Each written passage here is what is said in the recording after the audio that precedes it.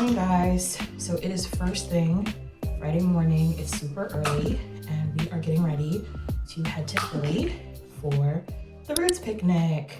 I've got a couple of trips coming up this summer, and of course I thought, why not take you guys along with me? This is my 30th birthday celebration. This is going to be a super quick check-in because I have to head to the airport. As you can see, I am just kind of very haphazardly tossing on my wig. So that is what we are getting into for this vlog. Please be sure to like and subscribe. Very excited to be celebrating my 30th. I will probably not check in with you guys again until DC. This is going to be a go, go, go kind of morning. It's a little bit before 5:30, but I will see you in a little bit.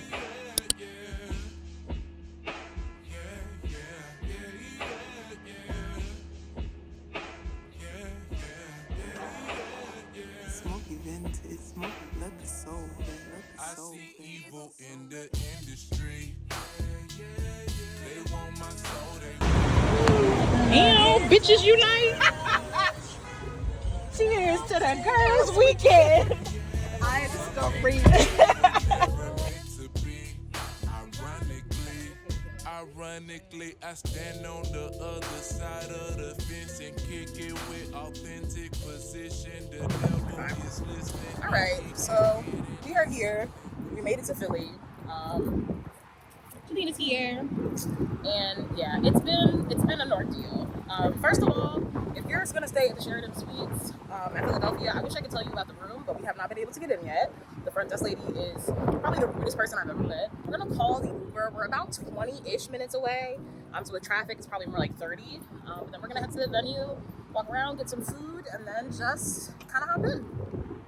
Cheers. All right, guys, so here is where the breakdown gets a little bit complicated. Voiceover Dana coming in to explain, and I'm going to do my best because I think even the footage I got doesn't do the chaos of entry justice. We got an email stating that the doors weren't going to be opening until 2 p.m. due to weather delays. We got to the festival grounds a little bit after that, so sometime between 2:15 and 2:30, and even still, we were standing outside for another several hours waiting for entry. So we didn't get into the festival until sometime between 4 and 4:30. When we did get in, there was barely any staff. There was no signage showing us where things were. We tried to set up our blankets in front of the Fairmount stage, which is the main stage, and see some of the opening acts. There were some grassy areas, but it was very muddy. So it was hard to find a place to feel safe and comfortable to watch the show. And we ultimately just kind of wound up ditching the effort to sit down and kind of get comfortable in the park. When the rain started up again, thankfully the saving grace was the Toyota Music Den, and this gave us a little bit of shelter. Some of the other pop-ups also had tents and covering, and the other two stages for the event also had tent covering, but we didn't find that out until much later, and there was no indication on the festival website or on any of the maps provided that this was the case. Here are some of the other pop-ups that provided people reprieve. These were cool to check out, and again, just get some shelter from the bad weather. Now, thankfully, the sun did come back out for a little bit in the late afternoon, early evening, and this was very helpful before the musical act started going on. We got to see some local nonprofits and businesses. This is Black Girls Jump Philly, and this was kind of like a nice thing to see. There were also some other things going on, like a spades tournament. Allegedly, there was also some sort of like relaxation oasis around the festival grounds, but with no maps and no directions. Unfortunately, we did not get to see it.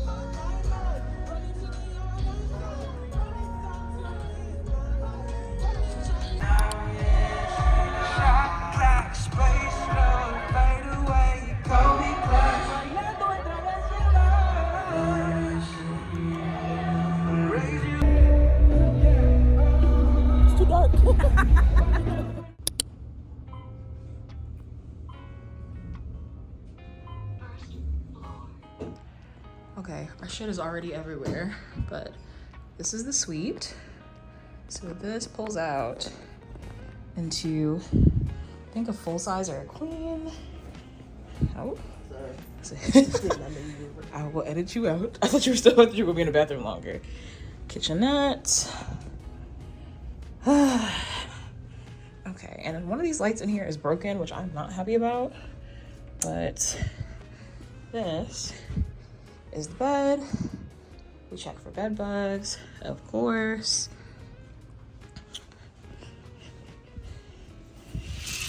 Oh, this is our view. All right, you guys.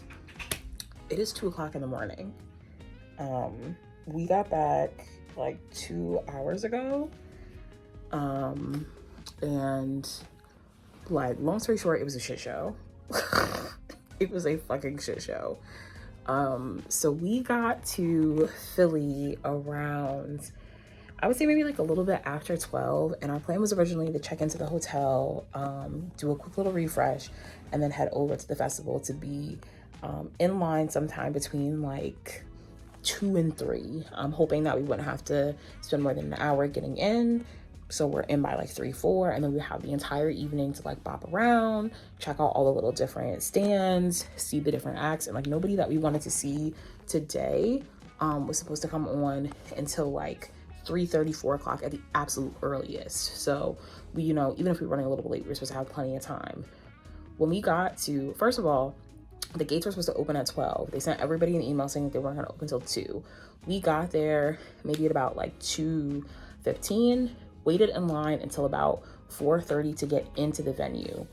Come to find out, I'm seeing a ton of people online, like on TikTok and stuff, saying that they didn't even get in to the venue at all. People with VIP tickets that were like $1,400 plus, saying that they didn't even get in. So all of that was nonsense. I guess we were lucky to get in, but it feels kind of crazy to say that like we really were lucky at all today, because it's just been one thing after another. So when we got in the venue, it rained like at least 2 or 3 times that we were there. Thank God to Toyota. I will say for us, like, they really saved the event. Hello, Lena just walked in. When we got there, or when it rained, there was like a Toyota music den where they were like platforming smaller artists, promoting their cars or whatever. And so we were able to hide out under that while it rained, but still having to like trudge through the mud. The food festival area was really just like a lane of food trucks. There was like a porta potty fortress that they set up mid festival, which, I mean, they weren't as bad as they could be, but it was still just like porta potties. And yeah, of course, like, you know, just like other festival stuff, everything was overpriced, and it was really just a lot to process. Really, I feel like Music Soul Child saved like the first part of it, and thankfully he was in the area where, oh my god, there was somewhere we could actually sit down. And then Miguel sort of like brought it back, and he really, I think, just brought a level of like performance quality to set off the night that made it like, okay, at least we got something out of it. So I'm really sorry to everybody, especially everybody who had like GA plus, silver, gold VIP, who didn't even get into the festival. We're gonna try and make it for Kaytranada tomorrow, and I really want to see him. Like, literally, he was one of the things on my vision board for 2025. But I just really feel like they oversold this event. There were entirely too many people there. Now that I'm looking at like videos and photos, it's just like, who planned this? So pray for us for tomorrow, y'all, and we will check in with you in the morning. Did I miss anything? Anything else, Jelena? No, that's summarized. Yeah. It's Giving Fire Festival Part 2. Literally.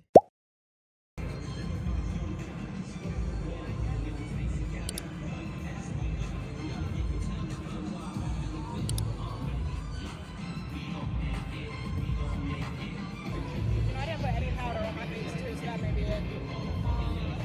Me too. Yeah, barely.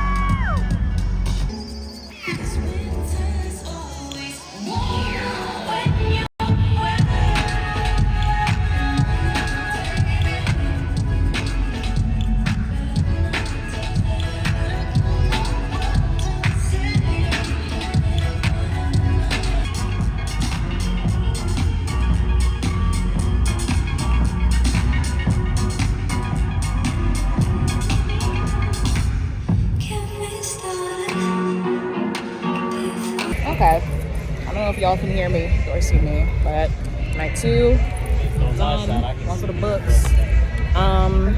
Yeah, I'll do a full recap when we get to the hotel, but it was better than Saturday, but that's a low bar, so. All right, you guys, so I am back. I flew home, took a shower, got unpacked, and now I am just getting home from running a bunch of errands, getting food, all that good stuff. But I wanted to do the end of weekend sort of recap while everything was fresh in my mind.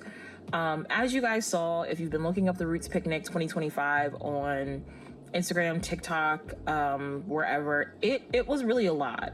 And I typically try to be like as optimistic as possible, or as positive as possible when it comes to events like this, because ultimately I think that events that sort of celebrate Black culture and Black music and bring us together, you know, tend to be like a net positive and a net good thing.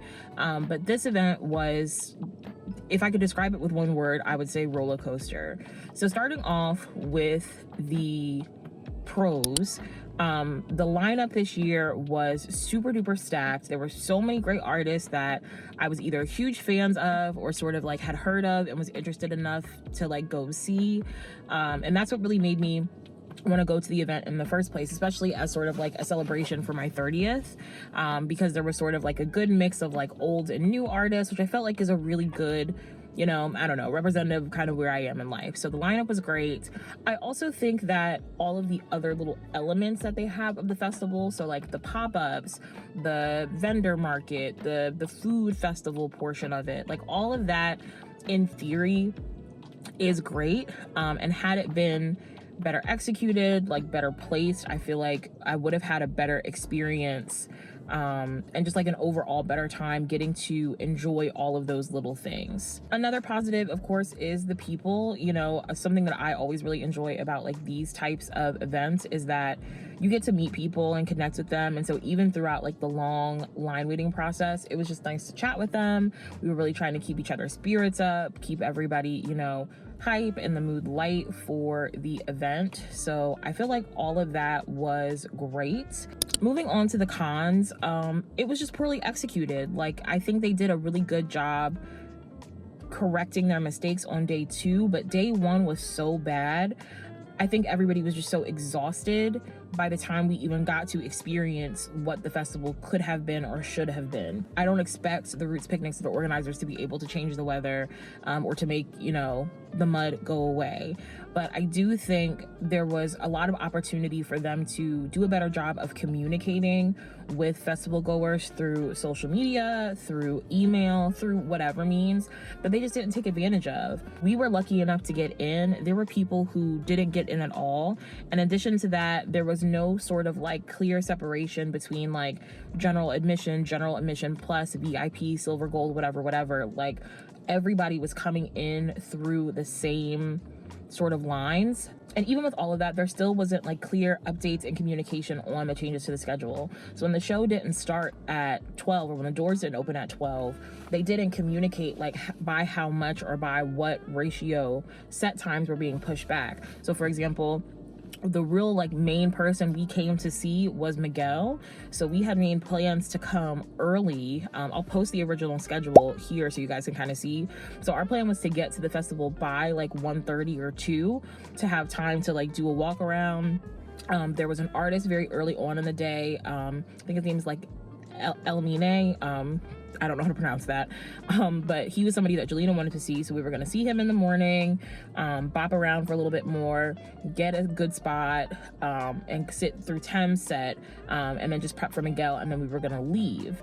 But because everything got pushed back, Glorilla went on at the time that Miguel was originally slotted to go on. And we didn't even like get an update as to like what the changes were going to be. The festival organizers gave, in my opinion, a very lackluster apology. We even like were sitting and prepped to see the Roots set on stage, and I thought it was very odd that they didn't sort of like acknowledge or, you know, offer an apology or like a thanks for everyone for coming back for day 2 at the beginning or at the end of their set. Would I come back At this point, I'm leaning towards no. I think the organizers would have to really talk about how they were planning to do better, and then also maybe offer like some sort of like discount or apology, like a 20% off something to the people who came this year. That plus like a really great lineup would let me, you know, sort of consider maybe coming back. But as it stands right now, it's just not worth the time. It's not worth the effort and energy. It's not worth the additional cost that I had to put in as far as like flights and crap like that. The combined 2-day score that I would give it of like a 5 out of 10 just doesn't make it worth the travel. And like I met people in line that came from Missouri's, people that had come from Mississippi. I flew in from Florida. I met a girl in line that had came from Brazil. Like people really flew out for this event, which I think is something that I didn't realize how big it was. And I think also the Roots Picnic maybe underestimates how big of a deal this event is. So I think they just need to put the care and the elbow grease in it and help, you know, sort of regard it like the Black cultural mecca event it can be. So that is it for the day, guys. Not exactly how I thought my 30th birthday trip was gonna go, and definitely not how I thought this first entry of the Summer Diaries vlogs is gonna go, but there's still a lot of things to be glad about with the trip. Again, was just kind of happy to experience anything and to get to hang out with, you know, Jelena. If you like this video, please be sure to give it a thumbs up, subscribe, be sure to follow me on socials, and I will see you later on this week for another upload. Bye.